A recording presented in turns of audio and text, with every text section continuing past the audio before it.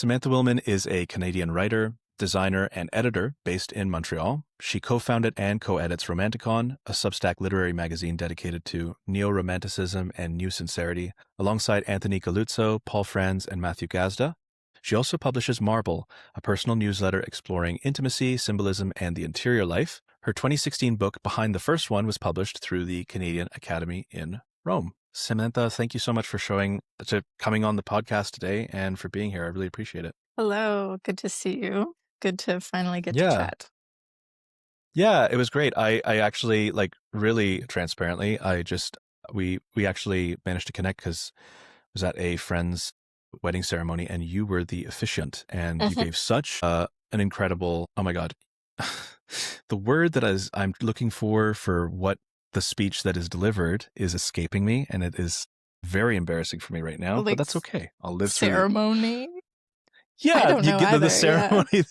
The ceremony that you gave was your own, that you wrote, and I was just like hanging on every word. And so I actually asked my friend Boston afterwards, like, how do you know and he was like, oh, she's a friend of ours. She's actually a romantic and a poet. You should actually, I think you would enjoy talking to her. I was like, I never do this, but yes, I will reach out. And I did so. And you were very gracious and agreed to come on here. And I'm like so pumped about that because I think that this is just my own objective that I'm talking about here. But like, I think that poetry is one of the most misunderstood and underappreciated formats out there right now. I think that whenever people are like, what can I go for in a good book? There's no shortage of recommendations, but whenever some people ask for good poetry, it's incredibly hard, it seems, to put something into somebody's hands that is actually going to affect them. I don't know. Does that feel like that's off the mark, or am I maybe close? Maybe got finger on the pulse. I think that's very on the mark, and I think one reason for it is that, there's this Northrop Frye quote, which is like, the purpose of art's not unique. It's not for, it kind of rhymes. It's not for the elite. It's simply to wake to your life. And I feel like with poetry especially, like we think of art as post-Enlightenment people, and we think it's like this thing which happens in these isolated bubbles like galleries and theaters and concert halls, and it's sort of like walled off from the rest of our life, and we go there and then we have this like aesthetic experience and we want it to change us, but we don't ever actually connect it into our lives. So it's like with poetry, like we relegate it to these books, and it's hard to point out a book of poetry that you're gonna like take to a cafe on a Sunday afternoon and read and then have something transformative and that's something that really affects you if it's not like built into an occasion in your life or built into, the metabolization of something meaningful in your life. I think if maybe you had just lost someone really close and somebody with, a really strong poetic education kind of was able to see the poetic potential for you in that moment and suggest the right poem, I think that would actually change you really deeply and become very meaningful for you. But we don't have people with that kind of an education to like insert the right poem into the right part of life, right? Like instead we just think it's like, like this like recreational thing that will also touch our core, but like recreation and casual reading, it's like doesn't really. I think that it's what you're saying about the curation, like the recommendation, like for music, it's very easy. It's very straightforward. It's like, oh my God, I heard this new track and you should check out because X, because of Y. And we're being consistently fed new music, TV, media, except for poetry. And that's the one format that you have to seek out. And it's interesting because I think that there's so much when I do sit with something and it does, I'm like, holy shit. But then I go looking for more. And of course, the very act of looking for it is like, okay, it doesn't seem like that other similar tangent or writer is hitting nearly as much as, and it's definitely down to form as well. I don't know. I think I have to ask the question that's sort of like the first part of this, which is like, I wonder for you going into poetry, but into that world in and of itself. Like, what was your understanding of it versus what it actually turned out to be? Yeah, I think I think there were a few instances of poetry which gave me a little like twinkling insight. And then I was like, oh, this is like a useful or insightful or meaningful little nugget that I can like carry around. And then Hmm. I just carried it around for a little while until I like saw areas in my life where it's like, oh no, this is the way to see it. And it's not logical and it's not necessarily it's not actually useful, but it's like helping me confront or like move past or just live with like this part of my life. But it wasn't really until I started to write poetry that I could read poetry actually. Like Oh, interesting. I lived for a while in Rome. It was like part of my education. We just do a semester in Rome. I studied architecture, so it's a great place to study architecture, but the whole city is really like an old growth forest of urbanity. And it's really living and it's very erotic.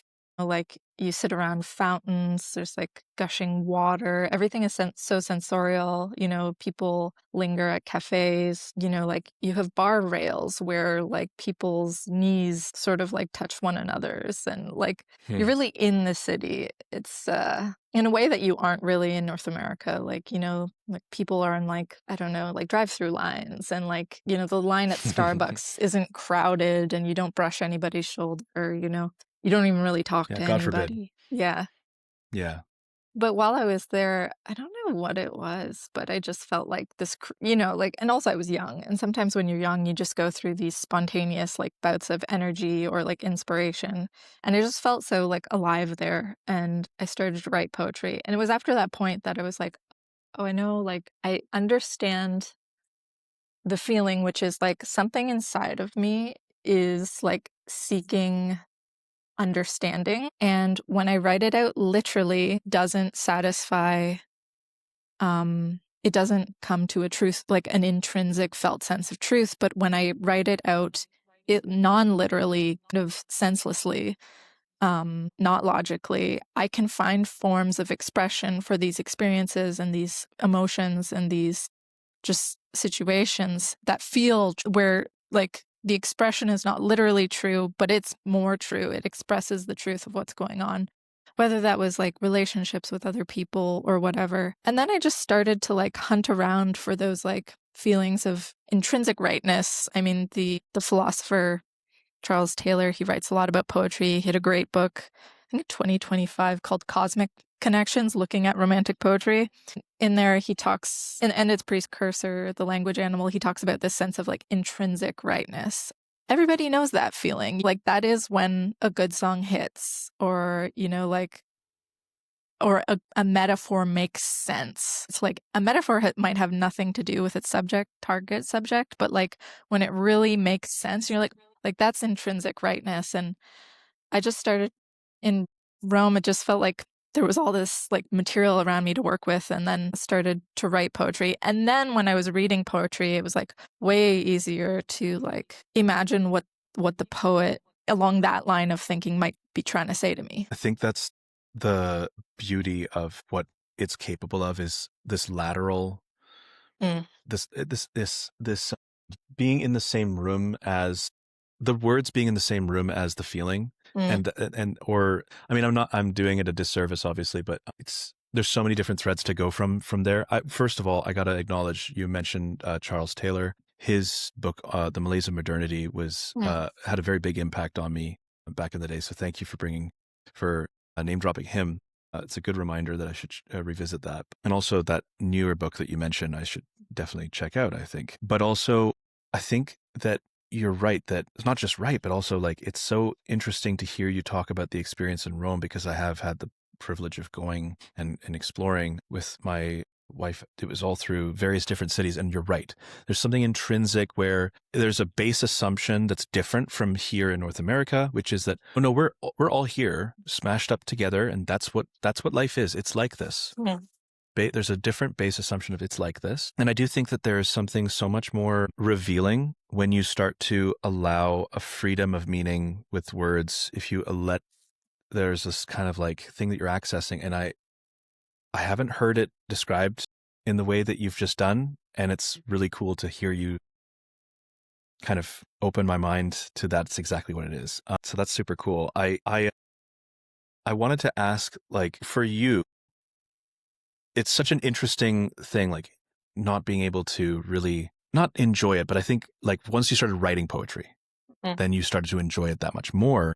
Who were some of the writers in particular that really struck you either around that period or since then, like to whoever you feel like sharing with anyone, should they be any listeners? Yeah. So after that point, when I was a kid, I actually would read poetry. Like, and thank God for the internet because I grew up in a really small hick town where there was no bookstore and I didn't really go to the library. It wasn't like a family habit. But I don't know, like the internet, you could just download PDFs in like 2002 and I would read like Lord Byron, which now it's so funny because I edit a Romanticism magazine. Yeah. So I went back to Lord Byron. And then like there's a lot of like I guess like maybe like cliche younger people poetry like Bukowski and Sylvia Plath, who I started to dig into. But like I'm really excited. There's this new movie.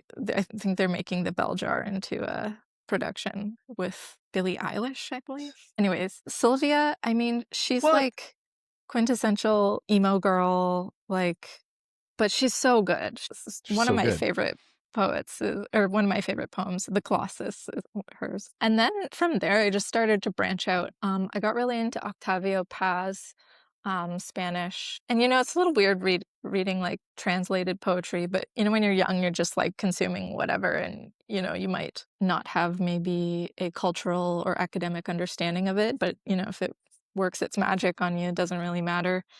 And then I got into Wallace Stevens, and he really mesmerized me. Yeah, and maybe he's lesser known, I don't know, but it was like not until I was like 30 that I found another human being who had read Wallace Stevens. And when I did, I was like, oh my gosh, my people, like, but I don't know what about his work. It jumps around a lot, like, like I find like a poem to give it a sense of wholeness or completeness, it'll often have like a sort of anchoring metaphor cluster or a tone that it sticks to. Like, you'll find within one poem a lot of like, say, water themes or a lot of like heat, fire themes, depending on the subject matter, right? Like I find poets, and when I'm writing poetry, I tend to like try and cluster my concepts, my words, these things to give, a sense of atmosphere, a sense of tone that is coherent.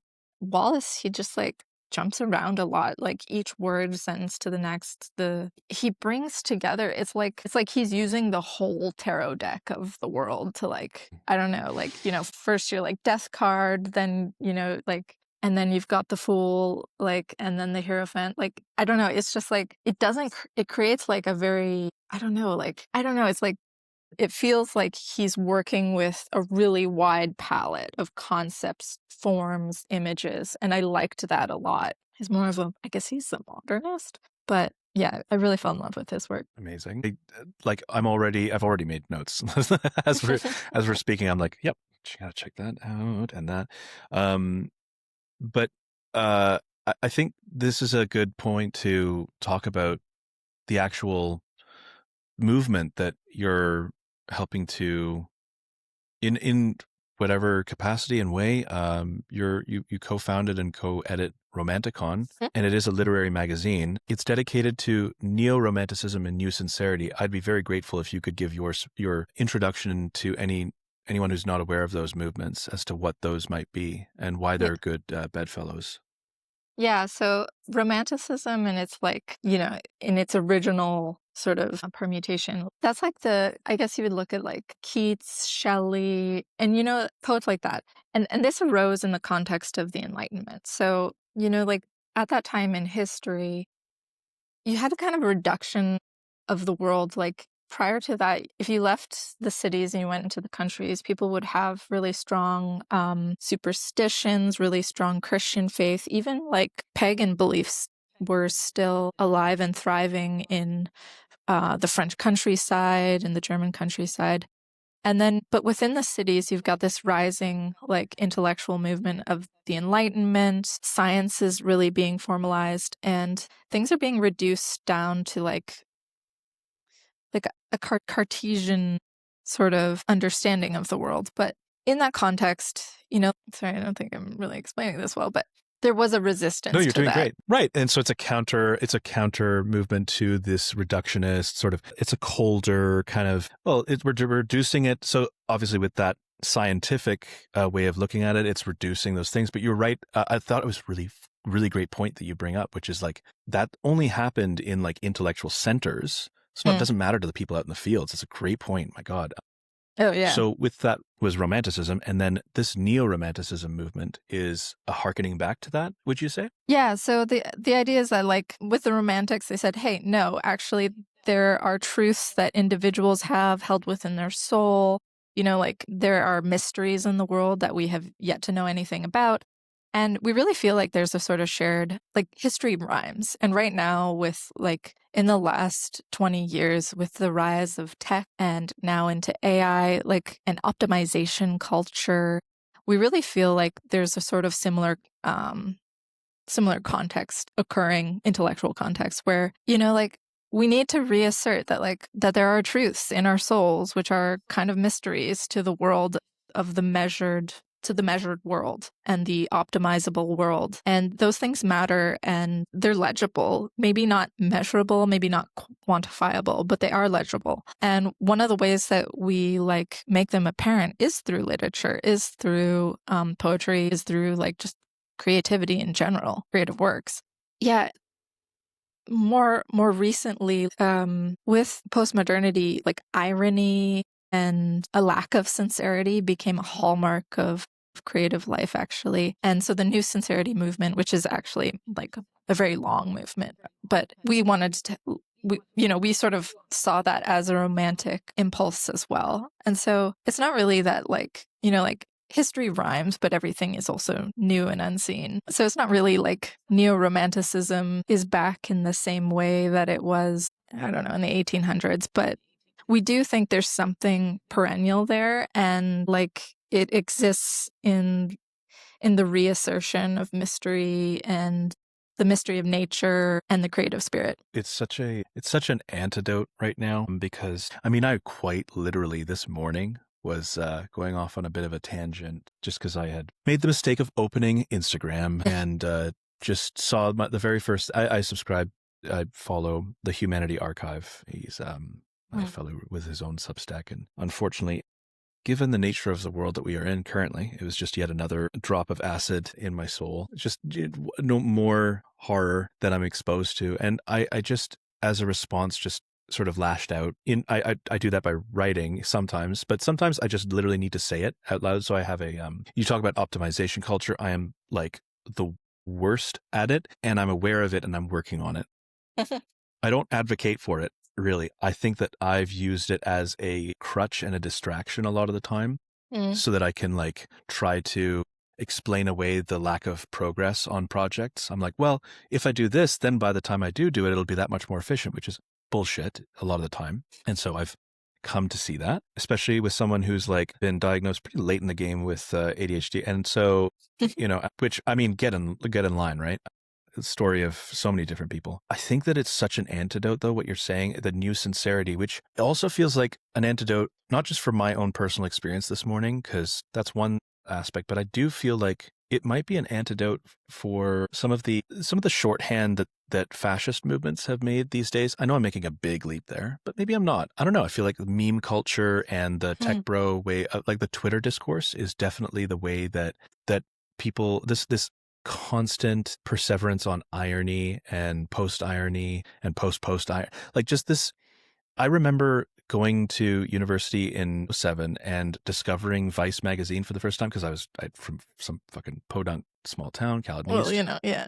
And so, yeah. And so you open up a Vice and you're like, what the, wow, they're so cutting and they're so, mean? Is this what being cool is? Okay. Yeah. Well, and then it's very funny though that since then, the biggest progenitors of that type of cutting, ironic, biting, sardonic kind of way of being and view have become like the biggest proponents of fascism and of violence, like Gavin McInnes or whatever the fuck his name is, and another douche, Tim Pool. He was also at Vice, believe it or not. So it's fun. It's interesting, isn't it? That this like, the seat of culture of like the subculture or whatever once upon a time. Turns out it's a bit sus. And so maybe I'm projecting a little bit, but I also kind of think I'm not. I think I might be not totally wrong about that. What's your take? Yeah. So just like gut take is that like there's a place and time for antagonism and competition, and those things, like just maybe looking at it in a longer arc. There's a point in philosophy where if you go back to Plato, he was writing dialogues, and the truth of what he was saying was never actually written down. You had to read between the lines of all the interlocutors to try and, like, each interlocutor kind of pointed in a certain direction. And then once you got through the dialogue, you were given a sort of place, a stance in relation to a truth that was never made explicit. But then like you fast forward and suddenly, like with analytical philosophy, like we are starting from first principles, we are starting from nothing, and which is never really the case, but you lay out your assumptions and then you build them from there. And then you've also got argument as a form of thinking. So rather than interlocutors discussing and then each laying out a dimension of the issue and sort of interpolating and interposing those perspectives, it's just perspective against perspective, and one of them is going to win.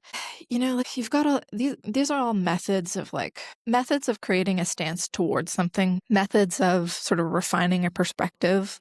They're also methods of building identity and habitus, like intellectual habitus, your sort of attitude or your identity as a thinker. And all of that work and play is important. But I feel like having a well-rounded, if you're a fighter and you can only, I don't know anything about fighting, but if you can only kick and somebody throws a good punch and you don't know how to defend it, like you're sort of at a disadvantage if you don't have a full wheelhouse of moves. And I think it's likewise for thinking.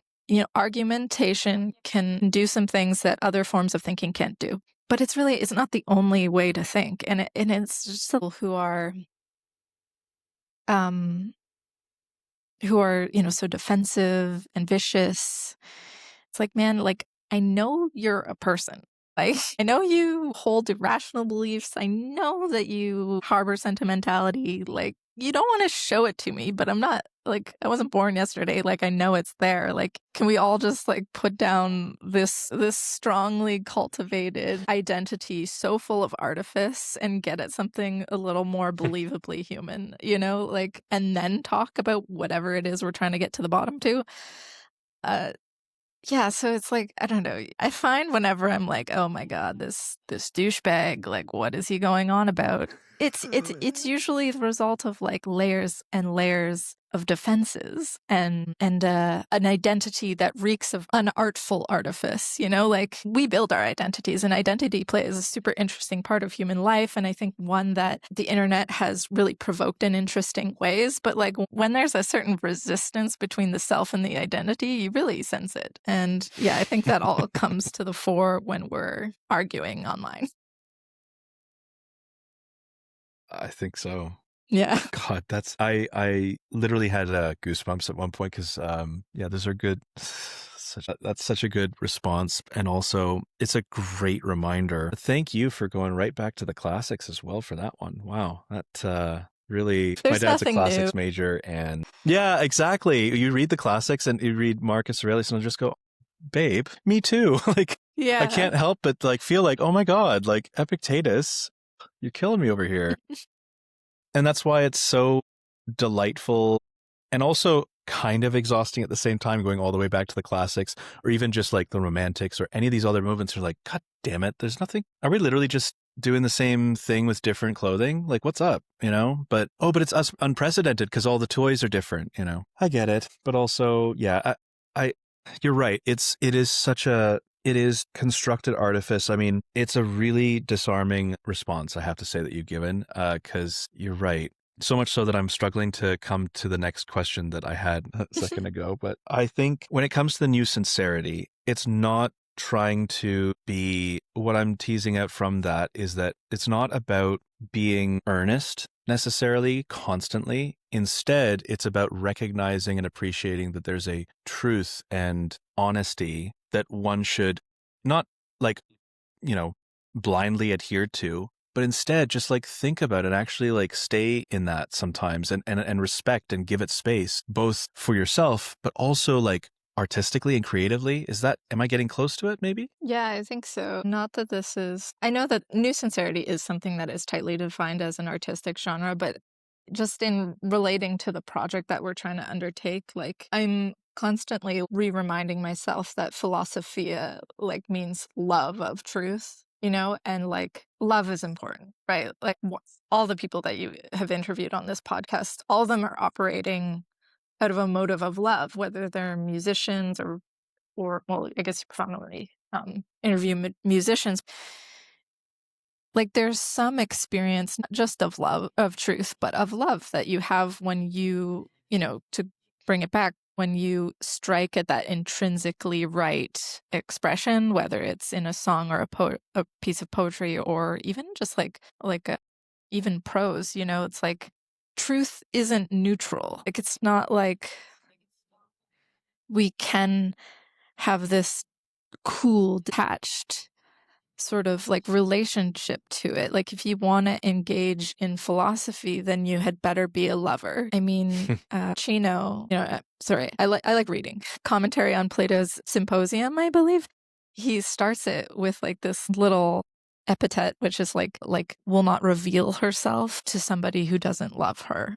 And I just think that's so true. Like, that's a more animistic kind of understanding of truth. But like, think about even a person. If we agree that people harbor unique truths that need the right context, the right practices to reify and bring into the world and instantiate in some way, like, if you don't love a person, they're not going to reveal their truth to you. They're going to put up a wall and be unsincere and ironic and biting and vicious and mean, right? Like if you actually like betray some sense of care for them, you'll get more of the truth of them. And I think the world is very much like personifiable in that sense. Like if you betray a sense of care, you're going to get a different perspective, a different face from the world. I don't often go in for the divine. I love my Jungian archetypes and all that, but right now I'm having that moment of synchronicity that's a little so strong that I'm like choking up a little bit, because that rant I was telling you about this morning, I let it literally is, I have it in my database on Notion, because that's the kind of level of optimizer that I am, but don't hold it against me. But I literally, the name of it, the title I gave it was Maybe Love Isn't Going to Prevail. Literally, I was just spewing just vitriol. I was just so... I lived in anger for a very long time, and I continue to sometimes. And that was one moment where, let's put it this way. I read Thomas Ligotti's The Conspiracy Against the Human Race, and I actually felt seen, which isn't probably a good sign. That's probably not a good sign that you like read something of that caliber of nihilism and go, oh, this is great. This is maybe not it's a pretty horrific treatise, and that's the point. His scariest book, I'd say. Coming back to what you said though, like, I think that animism is so much more delightful than whatever putrid codification and tokenization that we're doing with large language models and generative AI. We're settling for so much when it comes to our art. We're settling for so much when it comes to even just basic commerce. I mean, people just accept things and don't make complaints anymore. And I'm like, well, that's literally how a business improves, is when people complain. I'm like that annoying guy where I'm like actually like doing the thing where I'm like, I'd actually like to put this out there, because somewhere in your system, hopefully a manager will look at that and do it. And if they don't, well, whatever. But like, God, I've gotten away from the original point. The point is that it's a really, really important reminder that it is important to come from a place of love and to not lose sight of that. And it's eerie that you came in out of nowhere to remind me of that this morning of all mornings. Oh my God. Like, it's just very goosebumpy. And that's why I think that when I think of the Romantics and I think of that entire movement, it's because there is this like gold dust, this fairy dust that we have with certain moments of our experience in our lives. And they're so real to us and so tangible and they're so loud and they echo. That's why I'm so excited about what you're doing, because it's showing people like this exists and there's so much of it. And here is like a curated list of this type of experience that we're trying to not just share, but also support at the same time. And that's actually a huge component of what you do, is building a community of people that are actually looking for that. And I wanted to know more about that process of building community. Was it something that you knew you were going to do when you started out with the magazine? No, it was sort of like an idea that we all stumbled into along the way. Yeah, so initially the ambition was just to publish on Substack and work our way up to like get a reservoir of works in order to work towards some print editions. But then I think it was Anthony who really spearheaded this.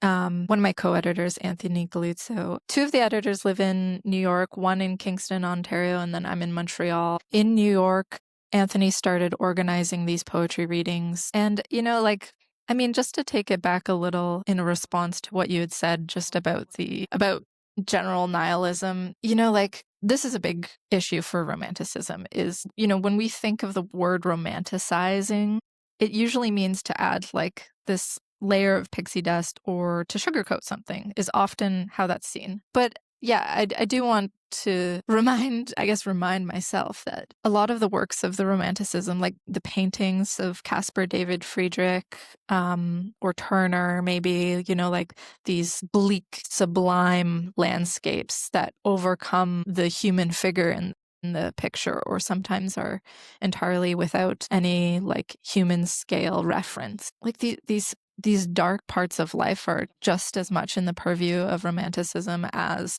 like the obviously romantic aspects of life. Interesting. And It's a good point.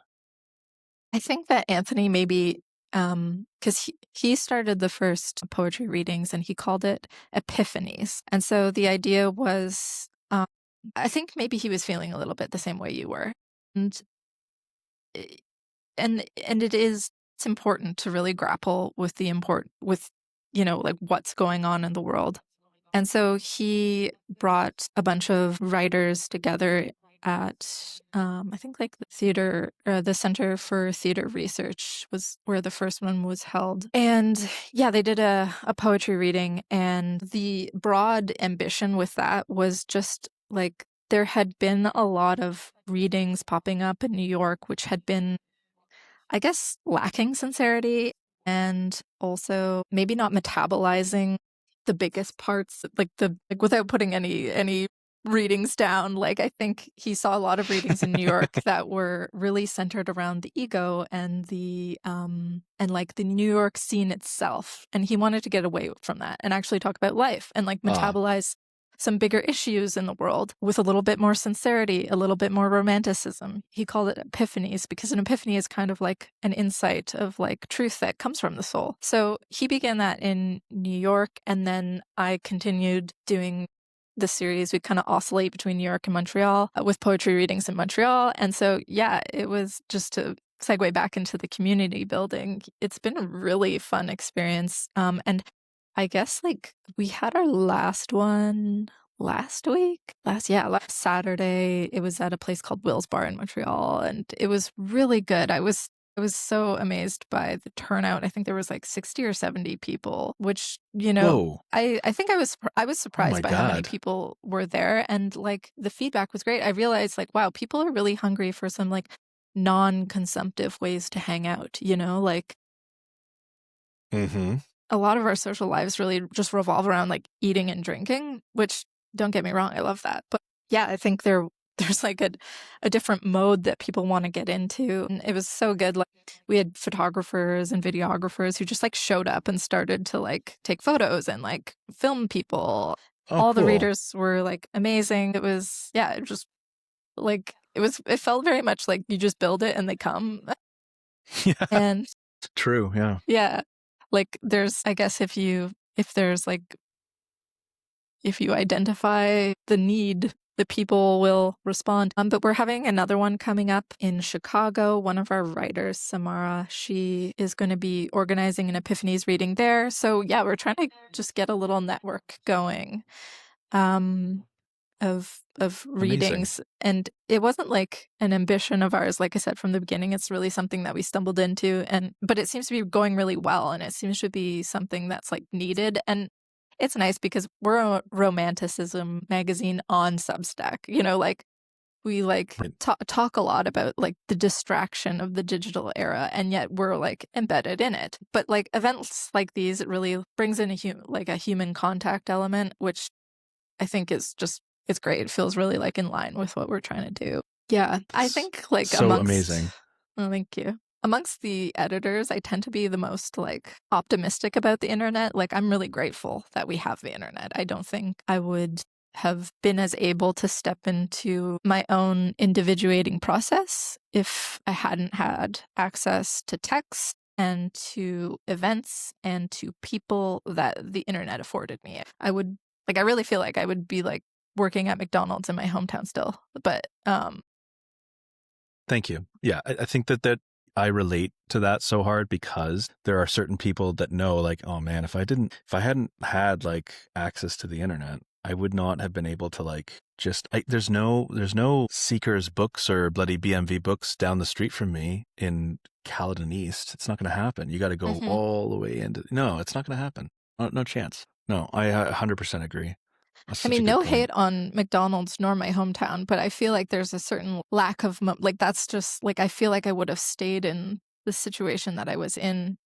Sometimes you need a little glimpse of what's out there before you can, like, start exploring. I think so. And I think that it's very revealing about your character that you also are quick to not let that be cast as an aspersion. That's interesting because there is this constant, an enduring view of poets as being arrogant and higher than and all that. But it seems that it's actually, in this particular movement, it's one where that's precisely the thing that it's not going for. We don't, the whole, well, I actually know and have X, Y, Z. It's like, oh, we don't do that here. Is that fair to say?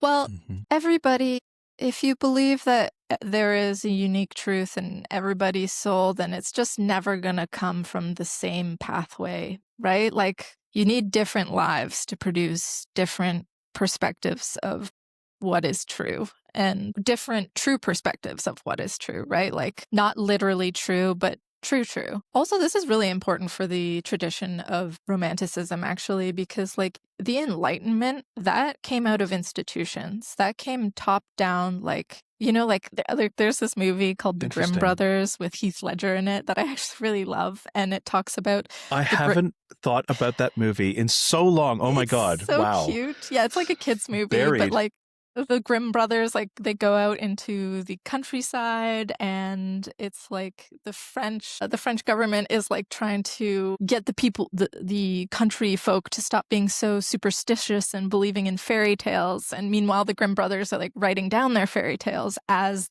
this culture of pagan superstition is being like beaten out of them.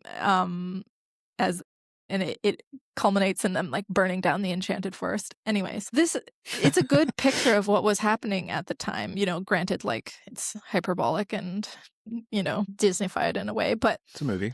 But the Enlightenment, yeah, it came out of institutions. It was top down. It's like this is the truth. Meanwhile, and so a lot of the figures in and Enlightenment thought, these are people who truth was their day job, They were professors, they were at the heads of these institutions. But like a lot of romantic poets and a lot of really good poets, truth was not their day job. Like William Blake was an engraver. Wallace Stevens worked at an insurance company his whole life. Like, I mean, not that he's necessarily romantic. But like another one of my favorite painters, Clifford Still, he was like showing in galleries with Rothko, I believe, in New York, and then was like, this New York art scene is putrid. Everyone's horrible to each other. I don't need to be a part of this. He moved to the Midwest, became an art teacher, and then just painted, like had a family, had a wife, had a couple kids, and just painted this like crazy oeuvre of like amazing, really like valuable paintings. And then like when he died, it was just like in his will, he gave the entire collection to any municipality that would build a gallery to harbor them all together. He had sold like none of his paintings. I mean, Van Gogh had sold like none of his paintings. You know, like these people were working. Wow. Just like, you know, like you do what you do to live, and then the love of truth sort of calls to you. And it might not, you know, it might not be this glamorous thing where, I don't know, you're, you know, like you're the Justin Bieber of your day or something, right? Like, you know, you might not be the director of the, I don't know, whatever institution, but that doesn't mean that what you're working at doesn't have lasting influence, or that like, and I think it also, it does suggest that maybe you might need to work at an insurance company just to pay your bills so as to be in the position that you can lovingly approach truth. Like, you know, like sometimes like certain positions of responsibility entail commitments to something you might not fully believe in, and that the truth of your soul may not resonate with, right? Like, yeah. I mean, I would be hard pressed to improve on that answer. God damn.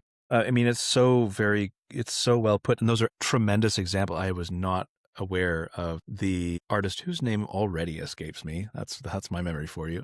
Who moved to the Midwest. And that was Rothko, you said? Oh, no. Clifford Still. He was a contemporary of Rothko. Still, sorry. Yes. Yeah. Right. Okay. Thank you. It's such a good answer. And it's also kind of fighting right to the heart of what we talk about on here, which is that, and what I see with all of my artists, not all, sorry, but like a lot of my artists, there's this tension between like, am I doing the wrong thing by like doing the thing that I'm more passionate about in a much smaller amount of time? Should I maybe like be doubling down or going full send or whatever it might be?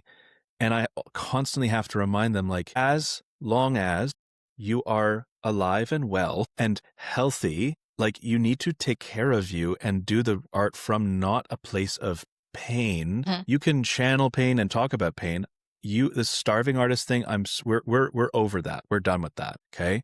Take care of you, live your life for the love of God, and then like create from that place. It's such an important point, and it is so lost on us because we are constantly subjected to people that are constantly being like, yeah, I just was doing this thing and then finally it popped off and here we are. And it's like, I'm 23 and it's like, what the have I done everything wrong? No, of course not. You know what I mean? It's such a good point. And I'm aware of time as well. So like, I want to make sure that like, out of respect for you, but also everything that you're doing, I want to like just give a cavalcade of ways that people can consume and support what you're doing, because it sounds like such a cool community. First of all, what if you had to, what's the number one call to action that you would ask that people do? So obviously sign up for the newsletter. Yeah, you can go, it's Romanticon on Substack. Go subscribe to that. And yeah, especially if you're Montreal, follow us on Instagram. Yeah. So that's kind of how we tend to promote the readings. Oh, nice. Okay, great. Yeah. What's the handle? It's Romanticon 60. I don't know.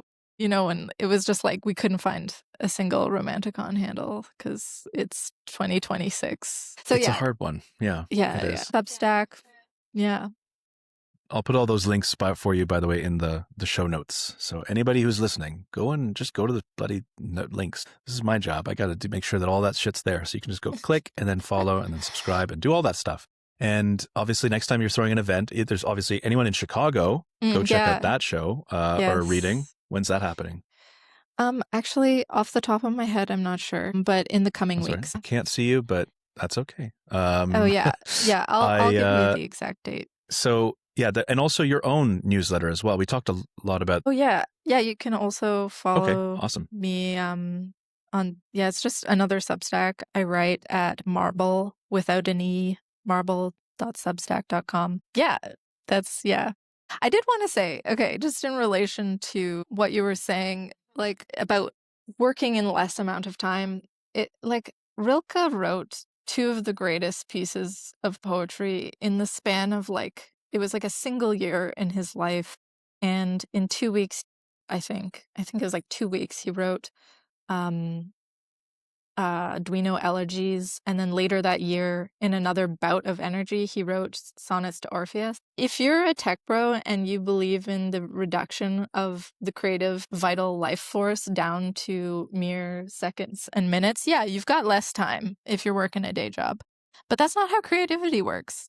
Like, like sometimes things come to you in a violent stream, and when you know, like production isn't creative production is inspiration. It's not productive. It's very different than living in the 4HL or optimizing your time. When you need to say something, you'll have to say it. And it's kind of funny because Rilke, after that point in time, his poetry after that point, like, it's like he's writing as if he's already dropped the mic. He knows he's already produced some of the greatest poetry that mankind has.